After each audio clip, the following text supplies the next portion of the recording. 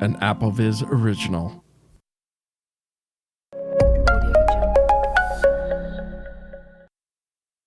But basically, it's a guide. I ran into people over the years who had iPhones. They'd gotten iPhones or iPads later on, and they just didn't really comprehend what they had. Like, they didn't know much about VoiceOver, if they even knew about it at all. It really weighs on you towards the end of it. I've been working on it for 3.5 years, and you worry about, what have I forgotten? What if I'm not remembered to include that I was going to?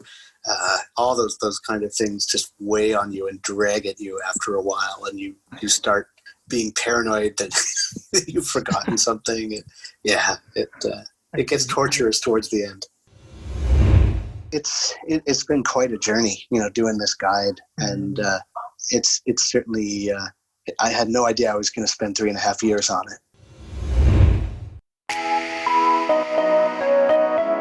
Hello and welcome to the AppleVis Extra. My name is Dave Nason, and I am delighted to be joined today by the author of a great new guide, or book indeed, called Personal Power, the iOS edition. It is Michael Feir. Thank you for joining me, Michael. How are you today? Oh, it's a pleasure. Yeah, I'm doing pretty well today. It's nice not to have a massive project looming over your head needing to be done. I can imagine the weight off your shoulders when you pressed publish on that in the end. All right. Yeah, it really weighs on you towards the end of it. I've been working on it for 3.5 years, and you worry about, what have I forgotten? What if I'm not remembered to include that I was going to? All those kind of things just weigh on you and drag at you after a while, and you start being paranoid that you've forgotten something. It gets torturous towards the end. I can only imagine. And for those who don't know, who haven't seen it yet or heard of it yet, what is Personal Power, the iOS edition? Well, basically, it's a guide. I ran into people over the years who had iPhones. They'd gotten iPhones or iPads later on, and they just didn't really comprehend what they had. Like, they didn't know much about VoiceOver, if they even knew about it at all.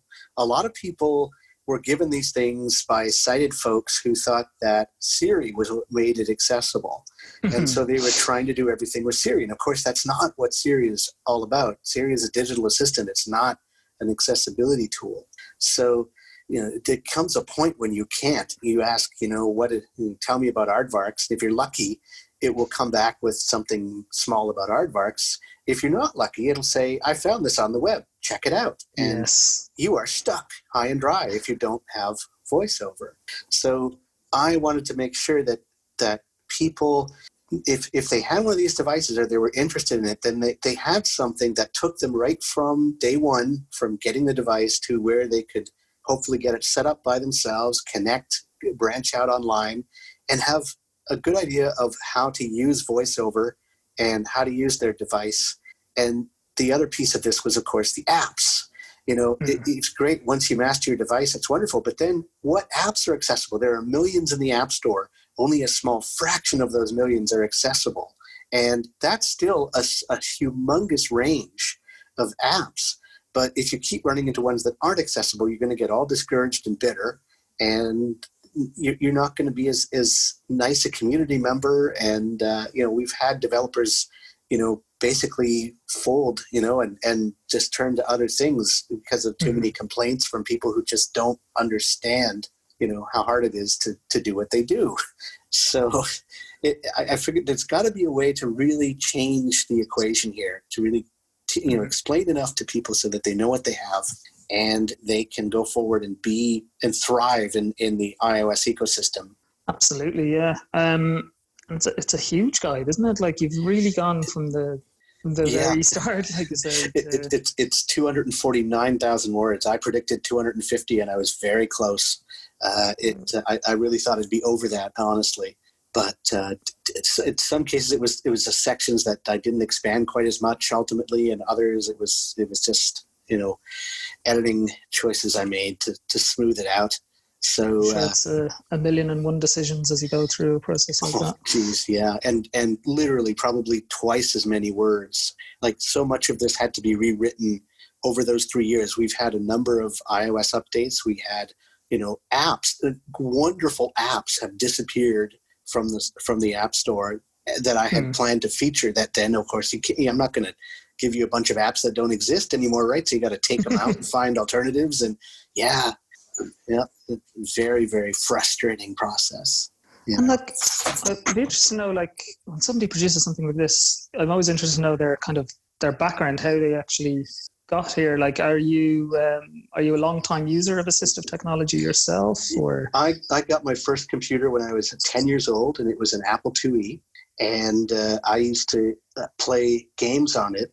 That was really what started me learning about computers. Was my teacher gave me this disc with games on it, and I started learning how to type. And by the time I got to typing class in school in the later grades, I had all kinds of time to goof off because I already knew how to type. I learned to play text adventures, and that really stuck with me. And so all through school from 10 onward, I had a computer, and I saw Access technology grow up as I did, really.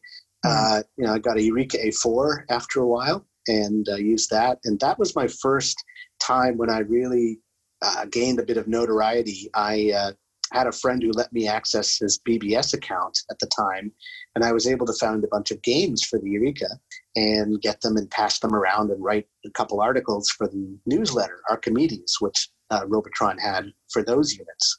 And then they went away, unfortunately. I missed that little contraption. And then I was a DOS and then a Windows user. And during the DOS days in 96 of July, I started Odyssey magazine. That was basically all about computer games accessible to the blind. I edited that for about 4 years, about 40 issues, and eventually handed that off to someone else. And they did another 11 before it finally just collapsed.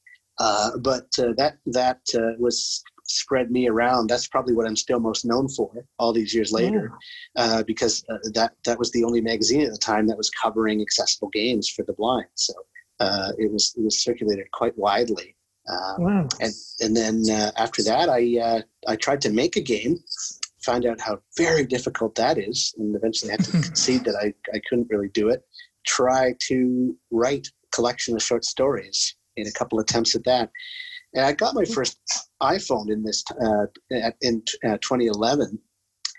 Mom had dropped her phone and it had broken and she needed a replacement. And I had one that I had bought in a real hurry because I needed something to let people in my apartment. If you're in an apartment, you have to use your phone to buzz them in.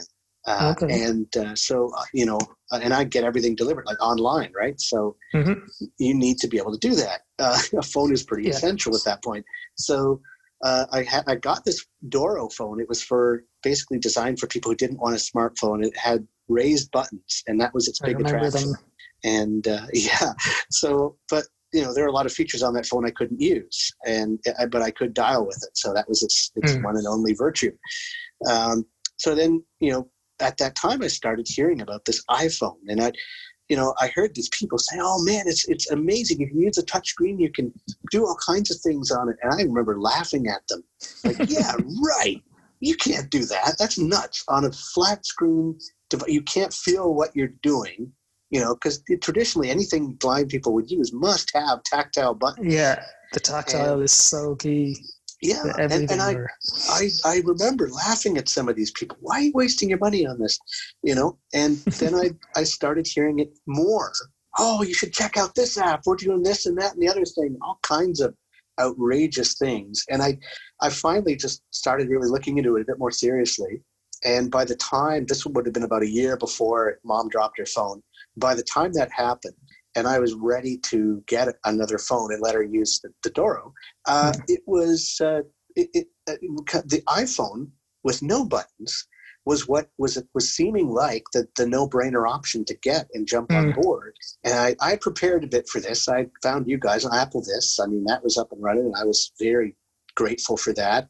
And I loved the pioneering spirit of it. It seemed like every day almost there was some new excited app discovery or message about some new technique or some discovery about what it could do with it. And I thought, I want in on this.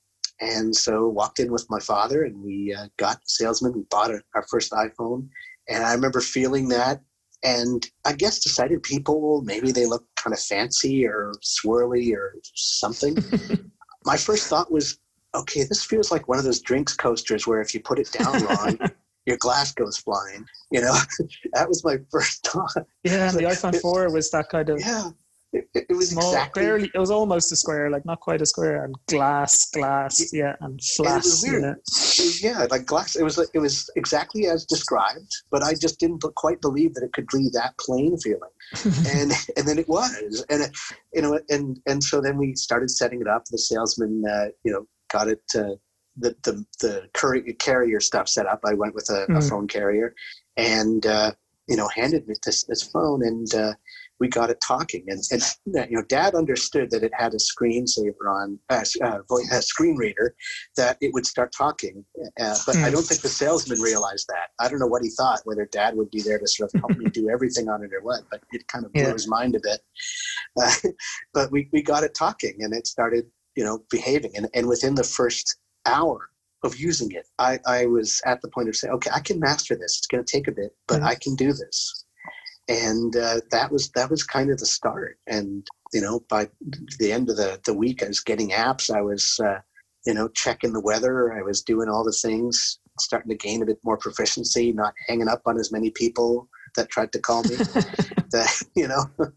So yeah, that was how it started. And then I that at that point, over time, of course, it started growing, and you started seeing things like the camera being more and more useful, and GPS apps started appearing, different things, games, more and more games. That was really attractive to me. I've been a gamer since long before I created Odyssey.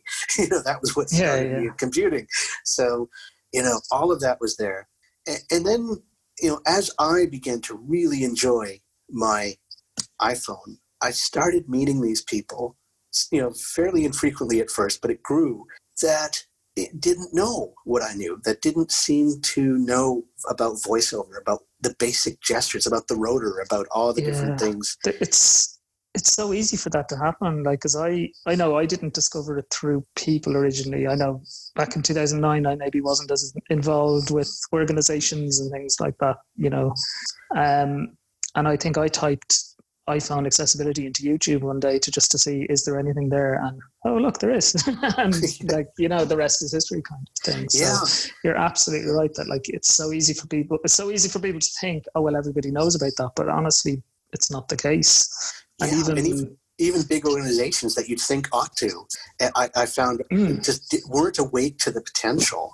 Like I remember the fellow who contacted me, he lived in Northern Ontario, and he was a volunteer that helped another blind lady up there named Joanne, who was a big inspiration for this guide. She was the final straw. I kept meeting people that didn't know what I thought they ought to really benefit the most from having their devices.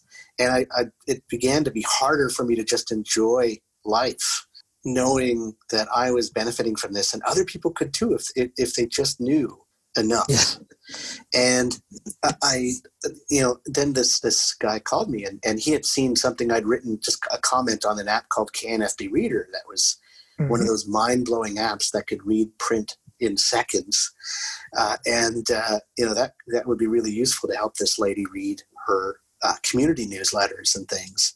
And so they got me in touch, and I was able to talk with this lady and really discover that what she did, what she was able to figure out on her own, and then where that sort of stopped. And so I was able to then figure out that, oh wow, okay, this is yet another person who's done fairly well, but still just didn't know quite enough to start buying apps without help. Like, she had someone sighted helping her do things. When she couldn't figure out, she'd have them help, buy apps. She tried to do most things with Siri. It was very kind of clunky. And I thought, no, this is wrong. Something has to be done about this. And so I'd also, a few other pieces fell into place too. I had gone off with on a trip, and a good friend of mine, Steve Rogaski, we were talking on about basically using these devices as computers, as a replacement laptop. If you had, Bluetooth keyboard, if you're going to do any writing for any length of time, have a Bluetooth keyboard. It's just, almost an essential accessory, for a serious writer. I mean, it just, and don't you dare try using Siri in a class situation. That's just not going to fly. So, and I really, I was happy to just go on this trip for a week without my laptop, which had gone everywhere with me prior to this sort of time frame. And just, I was completely content just to have what I had on my iPhone. I could write blog entries. I could answer emails. I could, read books. I could do all that. I was reading the book called But What If We're Wrong by Chuck Klosterman. And it looks at all the conclusions we come to. And what if we look at what we think of as certain now from the prospect of the future? Like, we look back on think of, oh my God, how could these people think the world was flat and the center of the universe, right? And we dismiss that. But what if one day in the future people look at something we take utterly for granted now with the same sort of derision as we look back on them? Like, how much do we really know? How much have we figured out, or how much is going to change as we learn more and upend what we think now? So that kind of put me in the frame of mind. Those three things kind of went click, and I just said, you know what, I've got to do something about this. I was in a unique position. I'm unemployed. I don't have a full-time job or anything. I do segments for a show called AMI, Kelly and Company. It's on AMI Audio, ami.ca. And that's basically my only other income. And I thought, I've got all this time. I'm going to try and write something that will take someone from the beginning stages. If you just get the device and you don't know anyone, you don't have anyone to turn to, and try to make something that will help them learn what they need to connect, to get the thing set up, to get online, and to then tell them where they can go to find out more and what resources are out there, and start them to the point where they can start exploring for themselves and finding out what they want to do. Yeah, I think it's brilliant. I think you haven't said it directly, but I think confidence is basically giving people confidence is really what a huge part of it is, because you meet so many people, and certainly you would have met so many people who were using maybe Windows Mobile, I think would have been big on your side of the Atlantic, and Nokia phones over here, this side, with kind of with screen readers, but they had buttons, and people found it quite hard to let go of those, didn't they?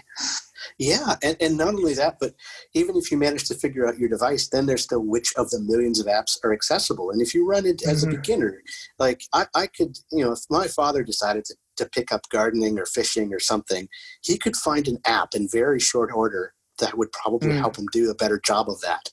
It's not that easy for us. We have that barrier of, is this accessible? Is this going to be useful?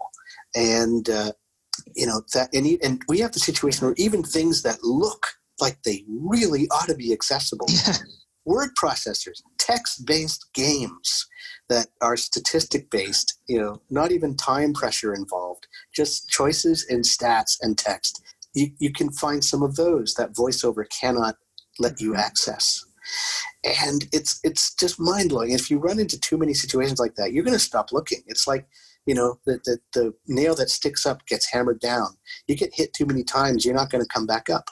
So how do we change the equation? How do we turn people from discouraged, bitter, this experience isn't what I thought it would be, to encouraged, to I've had enough positive experience that maybe this is worth trying out. Maybe this is worth a gamble. And let's see if this app might be accessible. Maybe the developer might be willing to do something, and to give people enough encouragement so that they're willing to take those steps, so they're willing to explore a bit, willing to contact developers of apps that interest them and go, hey, blind people would probably really like this. Could you make it accessible? You do that often yourself.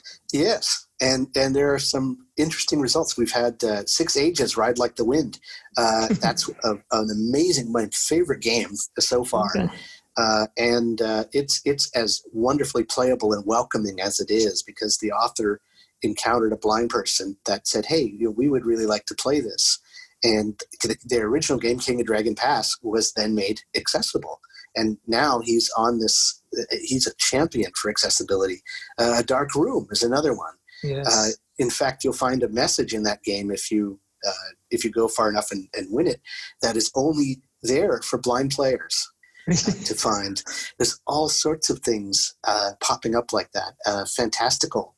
Again, people contacted, and that is a wonderful app that is keeping me sane now that I've got all these interviews and things popping up, and it's a lot of things like that. So we are. It seems to be an environment that, if initiative is taken, it often pays off. Developers can implement changes that make their apps more accessible. You're right around the championing as well. I've come across that a few times where somebody who just didn't know before, once they get that interest in it, once they realize A, there's people behind this feature, and B, it's actually quite interesting and a challenge maybe to kind of see, okay, how do I get this to a point where it's as good as possible for these people as well, for these users as well, and they become advocates themselves. Yeah, and things like big organizations, now that there are laws in place to start, making sure that things are made accessibly. Banks, I never would have thought, that my bank app was accessible until I actually tried it out and found out that, yes, it was. The app for my ISP, my carrier, Rogers, is accessible. So, those things, again, sometimes you had to complain if that accessibility gets broken. But chances are it's going to be worked on and fixed. Like it's really getting to the point where that is starting to happen with more things. And we can encourage that. If we can get more educated, aware people using these devices and piping up when things aren't working, hopefully politely. That's the other piece of this with this guide. I wanted to educate people, to give them a sense of that it's not like flipping a switch. Like you can't, it's not that developers are so lazy that they just don't, flick a switch and turn the app accessible. There's effort involved. There's time involved. There's skill involved in doing this as well as it can be done, or just barely well enough to serve. And it really, I wanted to engender a bit of less sort of acid. You get all the people complaining, and they're really, they come at it with, why don't you, everyone should just know enough to make this accessible, and you haven't, and you're just a bad person. And that's not going to get us very far. I wanted to change the tone of the complaints when they come in to be polite ones.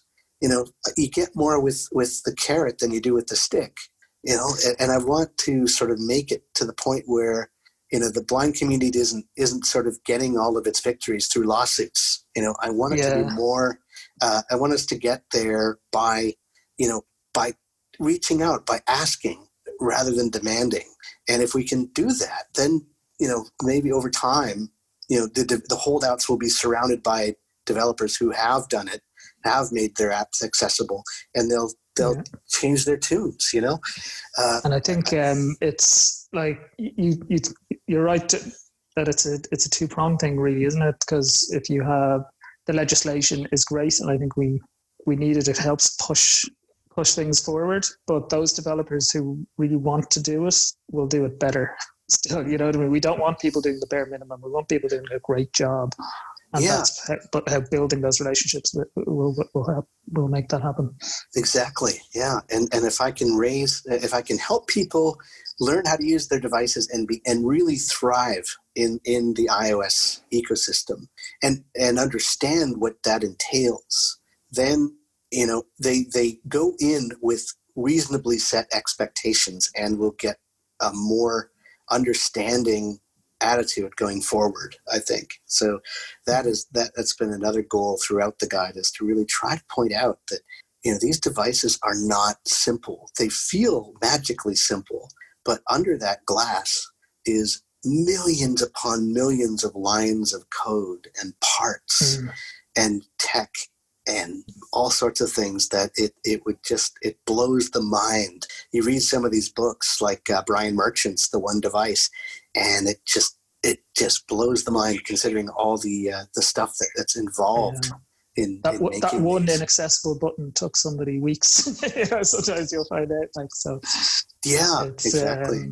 But of course, it's massively frustrating when you do feedback and 2 years later, it's still not accessible. And I suppose that's where your strength in numbers comes into play as well, when you talk about trying to empower as many people as possible. Yeah, exactly. And I wanted to really give people a sense, especially of the whole idea of the ecosystem, because I don't think blind people have really had to experience that directly before. Like as a part of Windows, like if something goes wrong with Windows, you're using another company's screen reader, and chances are that company is going to warn you that, you don't want to upgrade yet. We're not ready. Don't go to the next version of Windows until we're ready. And Microsoft actually was good enough to really warn people in advance, to give them, to extend the time that they were able to upgrade, and they did all of this to make the transition as smooth as possible for people who needed accessibility. Meanwhile, Apple will not announce any difficulties until, it's out, and you're encouraged to update, and all of a sudden my Braille doesn't work because I've updated to what should have been a better version. And now, I can't make a phone call without then hanging up and losing speech and panicking because I'm a beginner and I don't know enough to know how to get out of this situation you just put me in. And, what if I'm calling for a read, like I'm in danger or something and I need help, and all of a sudden I hang up and I don't have my iPhone anymore. It boggles the brain, some of the stuff that gets through. And people have to understand that we're part of a bigger picture now. It seems, I'm not saying that they shouldn't pay more attention to accessibility. I'm saying they absolutely should, but we have to also realize it's one of many competing interests that keep this ship floating. And,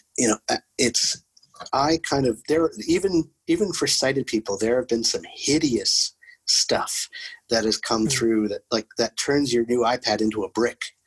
iOS 13 was not popular among most people. that wasn't it. It's not just us at all. Thing. Yeah, there are lots of bugs, and there have been even more serious ones in earlier iterations. So there are two extremes. People can say, we're not worth it. Apple doesn't care about accessibility. They just let this stuff go. Well, no, that's not true. That frustrates me when I read that. I have to admit, because I've never subscribed to the Apple don't care thing. I think it's really clear that they care an awful lot. I just think they don't get everything right because they're exactly. It's a big, huge endeavor with probably no one alive understanding the complete how the thing works. So it's the left hand not quite knowing what the right is doing. It's not intentional. Apple does not want you to not use your Braille display with its product. It's not the goal. It's an unintended side effect of a bunch of competing interests colliding. And that's, I think, what we have to get our heads around so that we can then complain rightly when stuff goes wrong, but do so with a level of understanding that enables us to really be better advocates and end up creating allies who will watch out for this sort of thing and not let stuff out the door that isn't as ready as it could be. And I think, Apple has learned, from this iOS 13, like from what I've heard about what they've changed, it sounds like they have taken this to heart and they've implemented a lot of new procedures to make sure that iOS 14 is a lot smoother.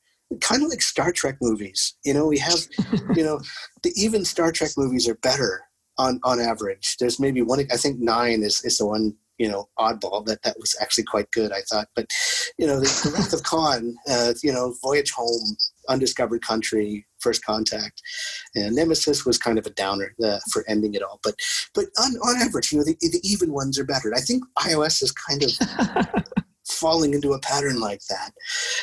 TikTok, I suppose people call it, don't they? Kind of TikTok development where you make a leap forwards, but it's maybe a bit buggier, and then the next year you sort of you reach a little too high. Even the iPhone 4 and the 4S, the 5, the 5S, there was a bit of that.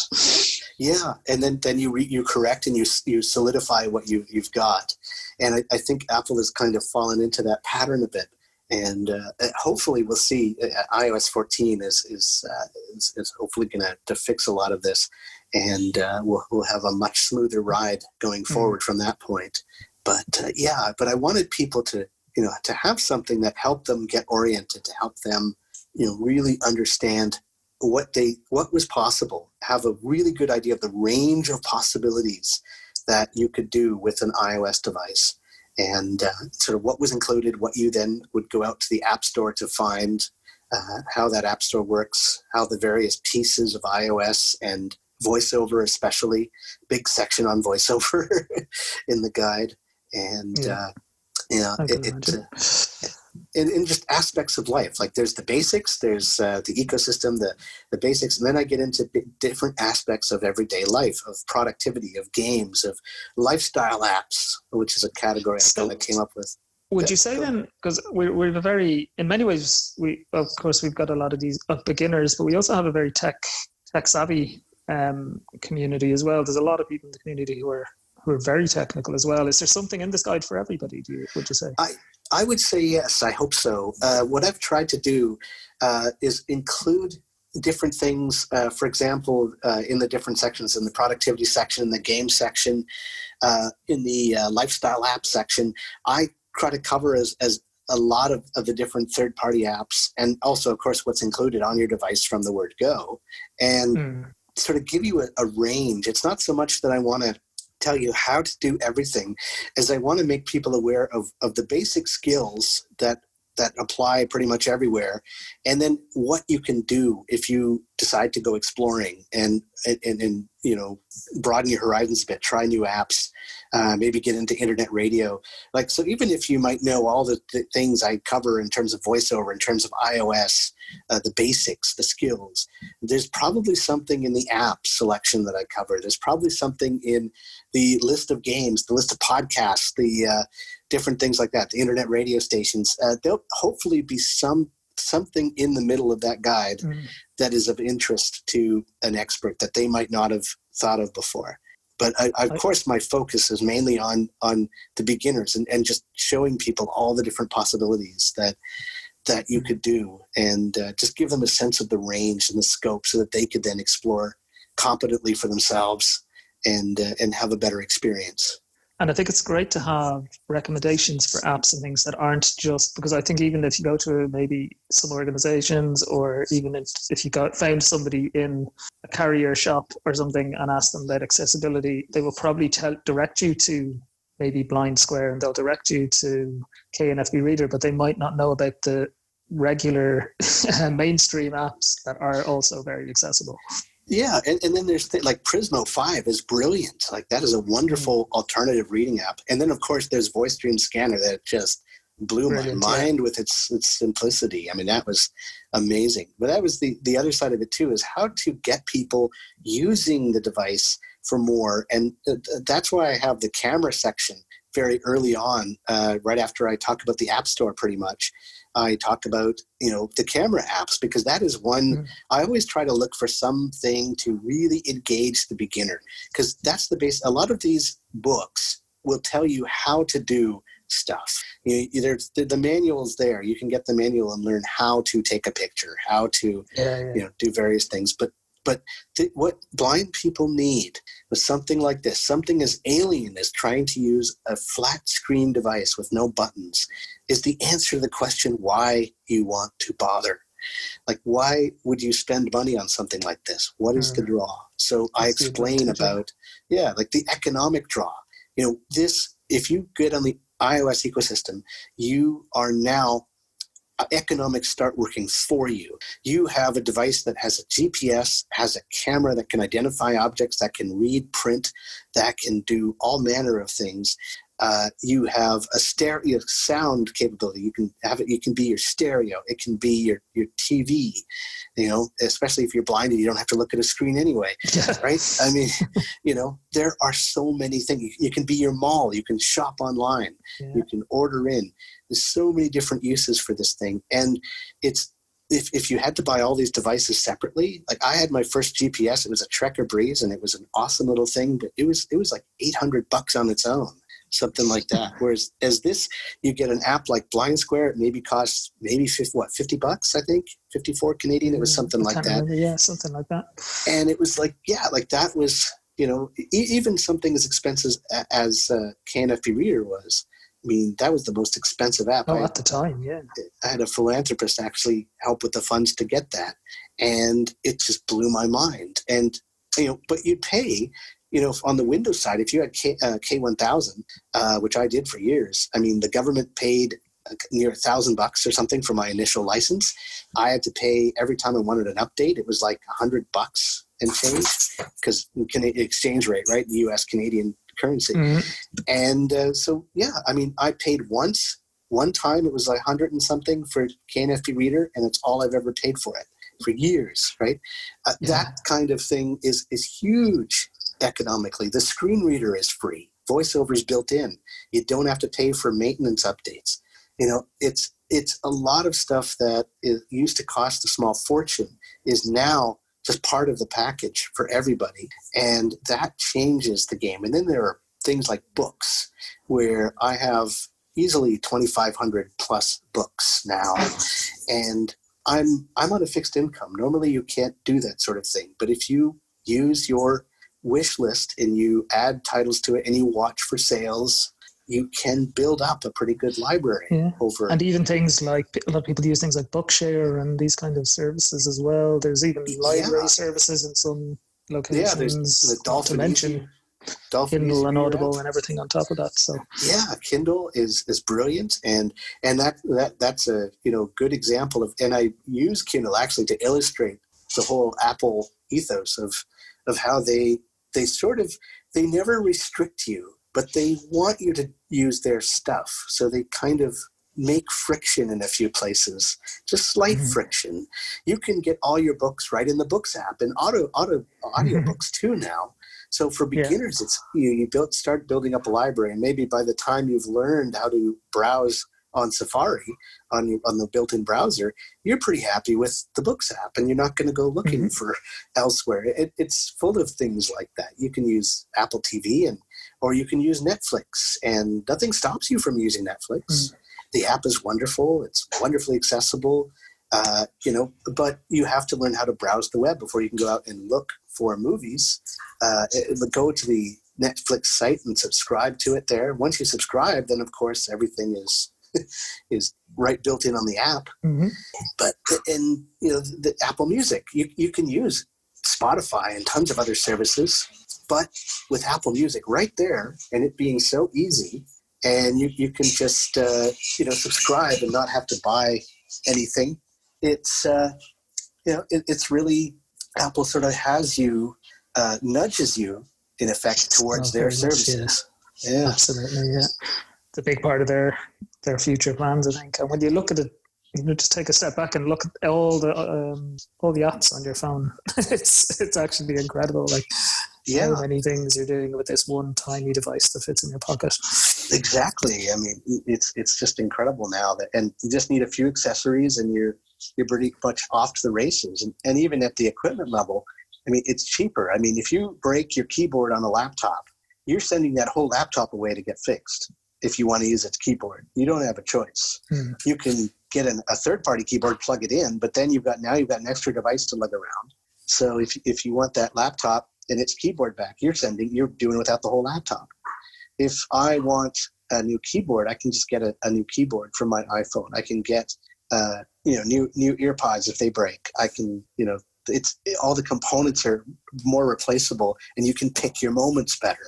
So again, if you're on low income, that can really help over the years, because you can maximize. Because when you do have to upgrade your phone every 5 years or so, give or take, it's probably longer now, given the changes to their scheduling with iOS and things. You can still use the same accessories on the next phone. The exception possibly being cases, because they might not fit properly. But everything else, I still have a keyboard that I got 2 phones ago. Crazy, measuring life in phones, I know. It happened 6 phones ago. I did this. Yeah. I know, it's crazy. And it's true. There's a lot of people for whom their phone is their primary computing device. Ultimately, this is, they don't even need a laptop anymore for a lot of people. Yeah, and exactly that's how it is for me. My laptop is here, and I have some wonderful games on it that I'd hate to lose. But other than that, I do everything on my phone now, and a Bluetooth keyboard usually. As a gamer then yourself, because you've mentioned games several times, how does iOS compare to the likes of Windows and so on? Like, do you find it to be a good good environment with lots of choice, or is it frustrating that there isn't enough out there, or is there enough variety out there for you? iOS has proved to be pretty interesting in that way. We have, on the one hand, the opportunity to make things accessible is a lot better because you have a known range of devices. It's different than Android that way, because in Android, you never know what you're going to be running on. You can have tons of different devices, whereas iOS is very limited. There's a limited scope of devices, and all of which can run the different things. And so developers just have to test within these devices. And not only that, but everything's included. That everyone has voiceover. So you can test. You don't have to worry about some limitation on your demo copy of JAWS or something. You can test everything out to make sure it's as accessible as it can be. So right across that board, the costs have dropped for potentially making games accessible. Now, there's still effort involved in doing it well. You can have something that's accessible but a pain in the neck to use. So that's one drawback. And so there's still effort in thinking of ways, like, for example, in 6 Ages, there's a map that you have to explore. And he's come up with a wonderful way, A# software, Dave Dunham is the developer's name. They came up with a wonderful way of making that app. The map is you don't even have to bother with the map. There's an exploration method that's so much easier than trying to struggle to comprehend a big, huge, sprawling map. And he put that in just for blind people. So that is a welcoming move. That is something that says you are welcome here. I want you as my customers, right? And descriptions there. If you go past the options in that game, there are descriptions of the art. There are hand-drawn art pieces all through the game, and they're described. The scenes are described for us, and no one else can see that text. It's just there for blind people. So, there are ways to really do it well. And more developers are kind of taking the time to really understand how the feature works, how voiceover works, and really excel at that. Are you seeing improvement then? So, there was a time maybe where all we had really were basic puzzle games or card games and fairly basic audio games. Do you think we're moving beyond that? I'm seeing more possibilities proven. I think there's a lot of areas that still have to be. For example, I think we could have a really good side-scroller game. I can't comprehend why no one's taken a crack at that yet. We've had 3D audio adventures. Part of my guide, I was talking about Papa Sangre 2, Audio Defense, all those games from something else that are now gone from the App Store. Yeah, those were huge. Yeah, there were audio games made for everyone, not just blind people, but marketed to everyone. They had like superstar power behind them. I mean, you had Sean Bean in Papa Sangre 2. From Lord of the Rings.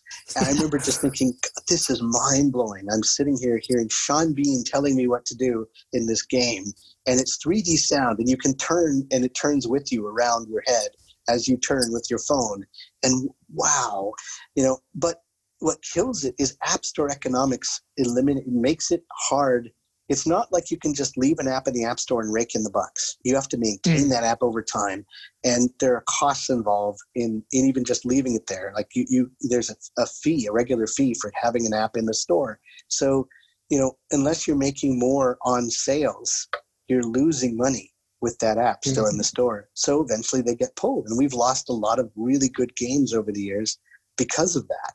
And then there are changes like Apple's move to get rid of gambling games. That cost us a couple of really brilliant games. So my advice to everyone in the gaming sphere, if you find something you like, enjoy it while it's there. Don't think it'll always be there for sure. Take the time to play it. I wish I spent more time with some of these games that have disappeared. And more are coming, and more possibilities are happening. There's a lot of potential that hasn't been explored yet for board games, for RPGs, for audio games. And I think we're going to see a lot of that explored, And, I hope so. I know there's a lot of games built on engines, aren't there? Things like Unity engine and things like that, or maybe where there's a perception that that's the barrier. And it has been for a long time. Thankfully, things have happened in the Unity case that should lead to a lot more accessible games using that engine going forward. But it was a huge barrier because developers would pick these engines that made their task of developing a game easier, but left anyone needing accessibility out of the picture, even when, all things being equal, we could have been in that picture in a lot of cases. So that was a frustration of mine for a long time. It's kind of starting to go away now. I think more awareness is spreading. Things are, I think, getting better. And now that Apple has introduced some more economic choices for developers, I think we will see less disappearances and more stability in the gaming part of this. So I have a lot of hope going forward. There are a lot of good things happening there. Here's hoping. And what about the productivity space then? Because you've mentioned that this is essentially your main device now. So you wrote this book on iOS, did you? Yeah, I that was part of what I wanted to do. I wanted to do the whole thing on an iOS device, and that did make it harder in some cases. The spell check has been broken for quite a while, and that is frustrating. I've tried. Is this in Pages or Word? I used Ulysses. That's my favorite writing app. And when I started looking around for those, Pages was a lot more clunky and hard and not as welcoming, not as accessible. So I needed an alternative, and thankfully Ulysses was there, and it worked for most of the time I was working on the guide. It was flawless, but there were a few patches where they'd have bugs and you'd have it slow to a crawl. Anyone using VoiceOver would have this thing slow to uselessness. So I had to then jump ship and go to Scrivener for a bit. And that was frustrating. Scrivener's not bad, but I just don't like moving things between apps as I'm working on it. And then they fixed that in Ulysses, and then iOS 13 comes and breaks the spell check. So now I have this 250,000 word document I can't properly check for errors, and it was just agonizing. I was having VoiceStream Reader read me my own text that I'd heard tons of times, trying to pick out errors that I could then move to in Ulysses and correct, and it was just a nightmare. So, and then I used Pages at the end to generate the table of contents that is in the EPUB. If you get the EPUB version, I recommend that, because then you have a generated table of contents that will take you to the different links, to the different sections. And it also has, of course, the headings and everything. So it's very nice, easy to navigate. And so that thankfully worked out pretty well. But it was a lot harder than I could have just done it on my laptop and had a lot more hair at the end of the process, But I wanted to see it. Could it be done? Could I write a whole book on my iPhone with my keyboard and nothing else? And I did. So that I was very happy to let loose. So yeah, it's possible. And there's lots of productivity apps out there. Nothing revolutionary. I mean, that's a word processor. I mean, you have a calculator, you have a spreadsheet, you have all the different things. Of course, Apple has their versions that are free for everyone now. So that's a whole Office package right there for no cost. Or you can find alternatives like I did. There are lots of alternative apps for these things. Nothing's really revolutionary. Same with communication, isn't it? We've got things like, I know we're primarily at work now, we're primarily on Windows devices, and we're all in a Microsoft, but I can pick up Microsoft Teams, I can pick up Skype, I can do all that from the iPhone. Yeah, and the real power when it comes to productivity, when you're doing work or you're doing things, is how everything is just right there on the one device, and you can connect it all. So if I'm in a meeting and I'm talking with people and I want to check email at the same time, I could do that. If I wanted to, use Google to find out something that I could then bring back to the conversation, I could do that too. There's all sorts of these little ways that the power is not so much in the revolutionary nature of the apps that are there. It's all of them working together, and you can just have all those tools in your pocket, in your hand, that you can just use very easily, very fluidly, and get things done no matter where you are. That's really where the productivity side of it comes from. I do cooking as an example in the kitchen, and kind of talk about how, with one of these iPhones, you can have the recipes right there. Some of them have timers built in, so you can just tap on, where you want a timer to start, to start going, and you just do that step and then keep reading, right? I mean, it's all sorts of little things like that. Different apps to make cooking in the kitchen, curating a collection of recipes, having the books, Netflix documentaries. You can watch these documentaries, and some of them let you run in the background. You can just take notes on, in another app as you're hearing, what's being said. And of course, a lot of them now are described, so you have that going for you too. And all of a sudden, you have a wonderful way of learning about a lot of different topics. So there's immense power in terms of education, in terms of productivity, in terms of fun and communications, and just listening, appreciating music, appreciating consuming. Netflix, all these streaming services, are built with accessibility in mind. So, we can jump in there too and keep up with what our friends are watching. I mean, it's wonderful at leveling the playing field. I really hope a lot of students kind of take this road, because, sighted people can see this strange gadget that you as a blind person are the only person in a city that might have. And then, and they have no idea what it's doing, and they can't see it. So it's less interesting. Or you could have an iPhone that, oh, I have an iPhone too. What do you do with yours? Like, you can build connections that way. You can use some of the same apps. Not all the apps are going to be as exciting. Certainly in the games department, there are way more exciting games for sighted people in a lot of cases. But they can use some of the games for us. And so there again is a possibility of something shared. And then going farther, something like role-playing games. I can take my iOS device, I can get a book like The Call of Cthulhu, which is Chaosium does those. And I can understand, read the book. It's accessible. It's all laid out with headings and everything. You can navigate it easily, read the rules, and then join a role-playing game group and know what you're doing.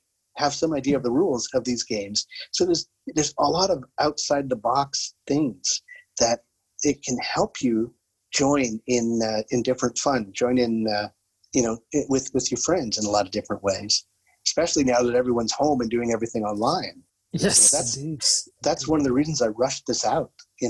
I could have sat there polishing it until doomsday. It really was at that point where, I knew I could have just waited for iOS 14 and hoped that everything was solved. But I realized, this is at this moment in time, someone might have an iPhone and might really be struggling to try and learn. If they learned enough, maybe they could use it to improve, to cope better with the situation we're all in now, to let sighted people help them at a distance through the camera, and apps like Be My Eyes and Ira, and maybe, live through this a lot more safely and not endanger other people accidentally. Using Blind Square. If I go out for a walk, I'll use the Blind Square app. I have landmarks put in with all the stuff around the path around the lake that I can walk right near my building. It's a small man-made lake. You can't swim in it. It's not paradise. This is just the middle of the city. But, I can do that, and it will warn me ahead of time that I'm coming up to a bench. I'm coming up to gates, and I don't have to touch those gates, those benches. I can just keep going past them and use my cane, to complete that navigational ability, and just keep my distance from things. So it's a lot safer than it otherwise might have been to go for a walk, especially now that I have hearing aids, and I can't judge direction and distance quite as well as once I could. So it's a lot of capabilities there that are really useful in this situation, like now. How long did the book take you then? You're speaking that you could have written it forever. So how long was it? It kept changing. I started this in 2016, in the fall of 2016, and I released it on April 20. God, I've already forgotten. It's very recently, 24th, I think. Yeah. What was it, Sarah? 27th. There we are. 27th. Yeah. 25th. Wait a minute. It was a couple days early that I released. I was going to do it on the 29th. I did it on the 27th. Sarah's right. My better half, as she usually is. So yeah, you lose track of time after a while. I mean, you keep writing on this, and things kept changing. There'd be a change to iOS, and all of a sudden 20,000 words would have to change because this, invalidated 6 different things, or an app would disappear, and I'd have to find another app to sort of replace it. stuff kept shifting. And that is one core truth of, if you're going to belong to the iOS ecosystem, have a backup plan for anything you need to do, because stuff changes. And there might be periods where something doesn't work as well, or an app might disappear, have to be pulled off due to economics. So have backup plans. Look for those alternate apps that you can use to keep doing what you're doing. Most developers are going to warn you first. So it's not like you'll suddenly find an app that you have doesn't work. It's more like it just will no longer be in the App Store and no longer be widely available. So you don't have to panic. Just have alternatives ready just in case. And that's kind of the strategy I've taken up over time. Does things like then, we're coming up probably, I think about the end of June, we'll have WWDC. I think it's late June this year. Apple will announce iOS 14, which will come out probably September. Yeah, does that make you nervous? Do you kind of think, oh God, do I need to update this thing again? How much is it going to? This kind of it puts me ahead of the game a bit. I didn't think I'd quite have this long of a window where my guide would be sort of not obsolete yet. It's more. And not everything is going to. People shouldn't think that things change so much that what you learn in one operating system just doesn't apply. It's a slow, iterative process. So all the stuff that is in my guide is going to serve you well, into the future for quite a few iOSers. Slowly changes are going to happen. Methods are going to slowly shift and improve, but the core has stood up remarkably well over time. VoiceOver, there's still gestures that I used on the very first day I got my very first iPhone. So the core of it is the same. It's just being built upon. So people should keep that in mind.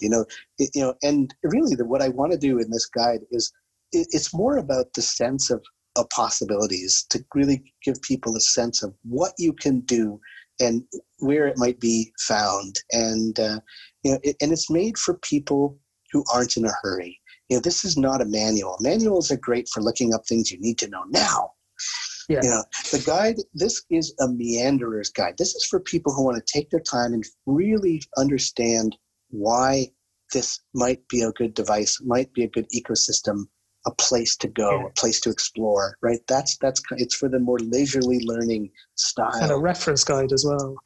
Yeah, and it's a lot about it's showing how the tech, this technology, how it benefits life. It gives you reasons. This is what you can do if you master this, so that you're never kind of just gulping down instructions and methods, and not understanding what you can do with it, why you're bothering to learn all this stuff, right? I don't ever want anyone to be in that position for long. I mean, there are points like learning VoiceOver where you really have to understand the gestures. So I kind of go through that section. It's a fairly lengthy one, but hopefully you're never going to be in a spot where you don't understand why. I always try to give examples. I always try to show this is why you want to learn this, or you might want to learn this, so that people understand what they're building. They have to see, what the top of the mountain is like. They have to have some understanding of why to climb it, why it's worth climbing. But yeah, it's been quite a journey, doing this guide. And it's certainly, I had no idea I was going to spend 3.5 years on it. None whatsoever. It's 5 times as big as the first guide. I did one for Windows a while ago called Personal Power. And it sort of took Windows computers and just showed you from a personal point of view what you can do. And that's important for Personal Power, the iOS edition. This is from a non-employment perspective. This is from what can I do in my personal life to enrich, my personal life with this technology that's unconnected to job. That's not because I have to do this to pay. We're sold a lot of this technology as blind people, and we're given this is how you can get work done, right? And that's how we're sort of plunk here, have a computer. This is how you can do work with it. And for sighted people, it's not like that. Sighted people get these machines, and it's like, this is all the fun stuff you can do with it. Mm-hmm. And by the way, it can also do work. And it's like getting a book in high school that you have to read, and you're forced to find symbols and things like figure out why this flower was used on this gravestone in particular and what's symbolic about that. And you're like, that just wrecks the book. You have to do too much of that, and you're not going to enjoy any book. I'm sorry, this is not happening, right? So you resent reading, and you don't read for pleasure because you've had too many horrid experiences, being taught how to do this thing that you never have to in regular life. That that is somehow worth learning, and it wrecks books. And it's the same can happen for blind people in technology. This is a computer; it can be used for work, and you don't have a job, so then you don't have motivation to practice what you've learned, so you forget it. And that's what happened with a lot of people I met who had Windows computers. And then again, it's kind of the same thing in with these iOS devices. It's no one was taught. There's no tutorial for voiceover built into these things, and there ought to be, because for blind people, it's not an intuitive grasp from day one. You have to know enough about voiceover to use books in order to use the books app to then read the manual that you can get for your device. It's a catch-22 for us, because no salesman is going to tell you enough about how to use voiceover so that you can then go on and have a really good experience. You're going to have a horrible experience because you don't know enough about how to use voiceover from the word go. And that's a big thing about what I wanted to get over in this guide, is get people over that hump. Make sure that the information was there. Make sure that it was free. So that wasn't a barrier either. That it had to be out there for free for people, and in as many accessible formats as I could make it. I couldn't do a lot of that. I did. It's up there in about 4 different formats. And it looks like other groups are going to take it and maybe turn it into other DAISY and Braille. So I'm hopeful that'll come to pass. And then it would be even easier for people to come out from a beginning stance of not knowing, just getting one of these devices, not knowing a thing about it, and being able to get to the point where they can connect and start, learning about things for themselves. Yeah. That's brilliant. I think, Michael, it's clear from the guide itself how hard you worked on it, and it's clear from speaking to you how enthusiastic you are about these devices and everything they can do. Where can people get it then? I know it's available on AppleVis, but it's available in various places, I believe. It's also available at my blog, michaelfeir.blogspot.ca. And so you can get it there. Feir is F as in Frank, E-I-R. And F as in Frank, E-I-R. And so that's, michaelfeir.blogspot.ca. And of course, from the AppleVis site, you'll find a link to that page where the guide's available. Yep. And so that we'll put links into these in the notes for the podcast, of course. Yeah, absolutely. And then people can get that. And I would recommend the EPUB version in most cases, because it has the headings and the table of contents and everything. I have heard a couple people now saying that the RTF version works well for them too, so that's good. It was a bit problematic at first, but I seem to have nailed that one.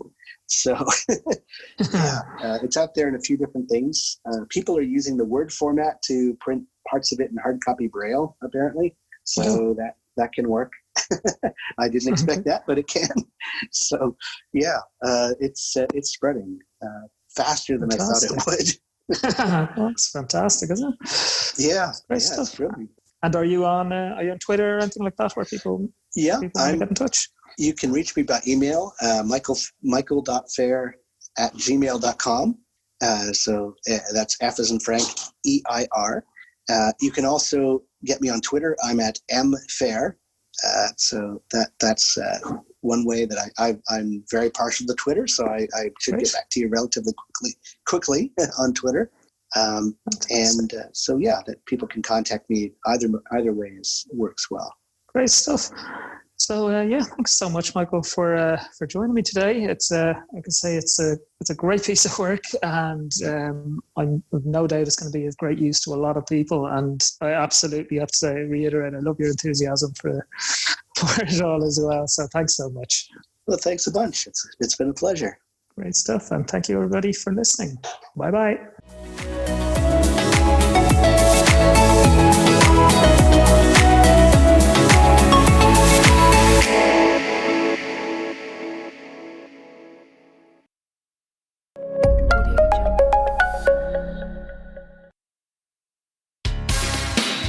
Thank you for listening to this episode of the AppleVis Extra. To learn more about us, visit our website at www.applevis.com. Follow us on Twitter @AppleVis and like us on Facebook.